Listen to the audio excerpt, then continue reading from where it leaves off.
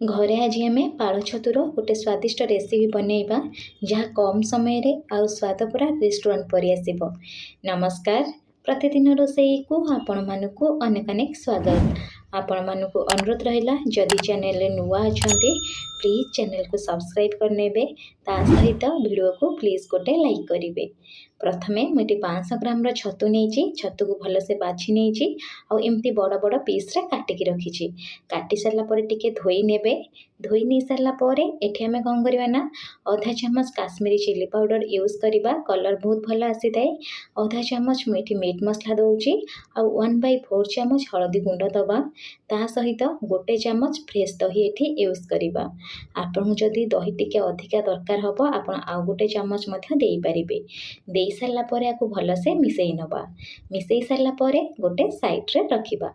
चलंतु अलगा प्रिपरेशन करिबा। ए छतु तरकारी को आपन एमती गोटे थर बनांतु देखिबे कम तेल मसला रे तो बनिबो ता सहित टेस्ट पूरा जबरदस्त आसीबो। प्रथमे मु 2 चामच रु 3 चामच तेल देइछि। एई तेल रे हम तरकारी मध्य बनैबा। तेल जितेबाला गरम हो दुईटी मीडियम साइज रो आलू को चोपा छड़े मीडियम पीस रे काटी रखी आलू को देदबा। आलू को दे सारा पर टिके जस्ट भाजी नबा। फ्लेम को लो टू मीडियम रखिकी 2 मिनिट कभर कर छाड़े। आलू जमी भलसे टे सीझीज तापर आलू टे सीझीगला ऊपर टे ब्राउन कलर आसवा जाए आलू को भलसे टे भाजी नबा। देखिपे आलू उपर पूरा भलसे कलर आसला। एबे आम कौन करवा सब आलू को छाणिकी गोटे साइड रखी नबा।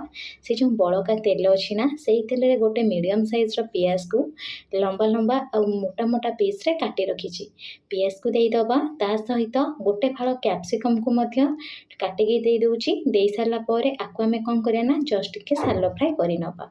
जेतले एमती टिके सालो फ्राए हेजिबो आकु मध्य काढी नेबे। काढिकी गोटे साइड रे रखी नेबे। से जो बड़का तेल अच्छी ना से तेल रे आम कौन करवा गोटे छोट पियाज को फाइनली चॉप करी नेइथिली पियाज को देदबा। पियाज को दे सारा पर लाइट ब्राउन कलर हवा जे पियाज को टिके भाजी नबा। देखि पारुथिबे पियाज रो कलर पूरा पूरी चेंज हो गलानी पूरा लाइट ब्राउन कलर आसलानी। एबे आमे गोटे चामच अदा रसुण ता सहित कंचा लंकार छेचा देदबा। दे सारा पर मीडियम फ्लेम रे 2 रु 3 मिनिट एठी आमे कौन करिया ना सब जिनस को भल से टिके भाजी नबा। आ देखंतु भल गोटे बास्ना आसलानी। एबे आमे कौन करवा गोटे मीडियम साइज रो टमाटो को काटिकी दे दोची। टमाटो दे सारा पर एबे आमे गोटे रु 2 चामच पानी दबा ता सहित स्वाद हिसाब रे लुण दबा। जेहेतु आम ये टमाटो यूज करुचे लुण यही टाइम रे देबे टमाटो कम समय रे सीझीजिवो। टमाटो दे सारा पर सब जिनस को टिके भल से मिसई नबा। मिसई सारा पर कभर करिकी लो टू मीडियम फ्लेम रे 3 रु 4 मिनिट छाड़िबे जेमती टमाटो मध्य भल से टिके नरम होइजिवो। 3 रु 4 मिनिट हो गला पर एबे टमाटो को मध्य आमे भल से टिके कसी नबा। आ देखंतु सब जिनस भल से कसी जाइछि आ क्वांटिटी रे पूरी अधा हो गलानी। एबे मु कोन करछि गोटे चामच दे दोछ काश्मीरी चिली पाउडर ता सहित अल्प टिके कसुरी मेथी यूज करवा।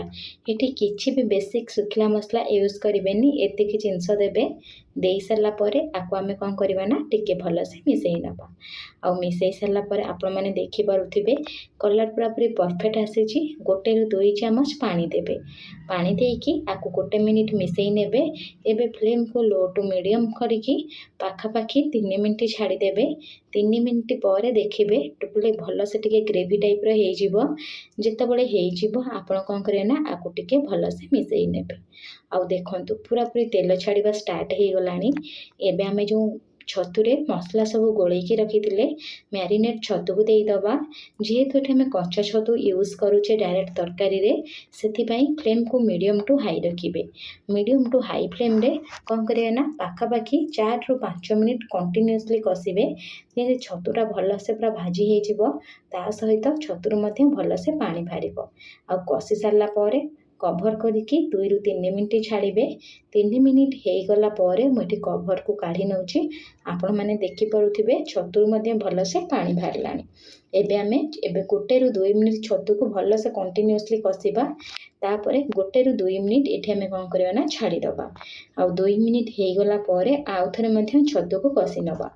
ଆଉ କ୍ୱାଣ୍ଟିଟିରେ ଦେଖିପାରୁଥିବେ ଧୀରେ ଧୀରେ ପୁରା ସିଙ୍କ ହେଇଗଲାଣି, ମାନେ ଟିକେ ଟିକେ ଜଷ୍ଟ ଅଧା ହେଇଗଲାଣି। ଆଉ ଛତୁରେ ବହୁତ ଭଲ ଗୋଟେ ବାସ୍ନା ଆସିଥାଏ ଏଇ ସମୟରେ। ଏବେ ଆମେ କ'ଣ କରିବା, ଭାଜିକି ରଖିଥିବା ପିଆଜ ତା ସହିତ କ୍ୟାପ୍ସିକମ୍ ଆଉ ଆଳୁକୁ ଦେବା। ଦେଇ ସାରିଲା ପରେ ସବୁ ଜିନିଷକୁ 1ରୁ 2 ମିନିଟ୍ ଭଲସେ କଷିବା, ଯେମିତି ମସଲା ମଧ୍ୟ ସବୁ ଜିନିଷ ସହିତ ମିଶିଯିବ ଆଉ ଟେଷ୍ଟ ପୁରା ଗୋଟେ ଜବରଦସ୍ତ ଆସିବ। ଆଉ ସବୁକୁ ଭଲସେ କଷି ସାରିଲା ପରେ ଗ୍ରେଭି ପାଇଁ ଏଠି ଆମେ କ'ଣ କରିବା ନା ପାଣି ୟୁଜ୍ କରିବା। ଯେହେତୁ ଛତୁ ତରକାରୀ ବନାଉଛେ ଅଧିକା ପାଣି ଏଠି ୟୁଜ୍ କରିବେନି। ମୁଁ ଏଠି ପାଖାପାଖି 1.5 କପ୍ ପାଣି ଦେଇଦେବି। ପାଣି ଦେଇ ସାରିଲା ପରେ ଆକୁ ଆମେ କ'ଣ କରିବା ନା ଜଷ୍ଟ ଟିକେ ଭଲସେ ମିଶାଇ ନେବା। ମିଶାଇ ସାରିଲା ପରେ କଭର୍ କରିନେବା। କଭର୍ କରିକି ପାଖାପାଖି 6ରୁ 7 ମିନିଟ୍ ସବୁ ଜିନିଷ ଫୁଟିବା ପାଇଁ ଛାଡ଼ିଦେବେ। 6ରୁ 7 ମିନିଟ୍ ଭିତରେ ଦେଖିବେ ଛତୁ ତରକାରୀଟା ପୁରାପୁରି ବନିଯିବ। ଆପଣମାନଙ୍କୁ ଯଦି ଏ ଭିଡ଼ିଓଟି ପସନ୍ଦ ଆସିବ ପ୍ଲିଜ୍ ଭିଡ଼ିଓକୁ ଲାଇକ୍ କରିବେ, ତା ସହିତ ଚ୍ୟାନେଲରେ ନୂଆ ଥିଲେ ସବସ୍କ୍ରାଇବ୍ କରିନେବେ। ଆଉ 6ରୁ 7 ମିନିଟ୍ ପରେ କଭର୍କୁ କାଢ଼ି ନେଇଛି। ଏବେ ଟିକେ ଜଷ୍ଟ ମିଶାଇ ନେବା। ମିଶାଇ ସାରିଲା ପରେ ଅଳ୍ପ ଟିକେ ଧନିଆ ପତ୍ର ମୁଁ ଏଠି କାଟିକି ଦେଇଦେଉଛି। ତା ସହିତ ଅଧା ଚାମଚ ଏଠି ଆମେ ଗରମ ମସଲା ୟୁଜ୍ କରିବା। ଏତିକି ଜିନିଷ ଦେଇ ସାରିଲା ପରେ ଆକୁ ଆମେ କ'ଣ କରିବା ନା ଟିକେ ଭଲସେ ମିଶାଇ ନେବା। ଆପଣଙ୍କୁ ଗୋଟେ ଥର ଟ୍ରାଏ କରନ୍ତୁ, ମୋ ସହିତ କମେଣ୍ଟ ସେକ୍ସନରେ ସେୟାର କରନ୍ତୁ।